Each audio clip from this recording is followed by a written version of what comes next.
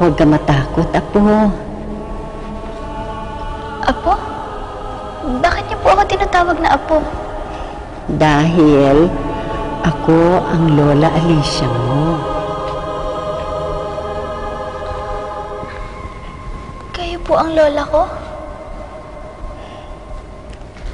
Alam ko na darating ang panahon na paparito ka. Kaya ngayon, narito ako para gabayan ka. Ang dignum ay para lamang sa mabubuting manggagaway. Kaya ingatan mo ito na huwag mapunta sa masamang kamay o magamit sa kasamaan. Ang itim na bato ay para sa iyo.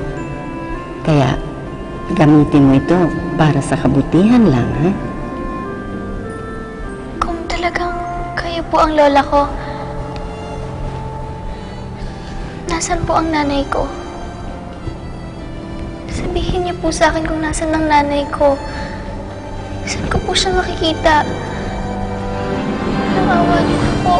Tulungan niyo po ako. Sabihin niyo po sa akin kung nasan ang nanay ko.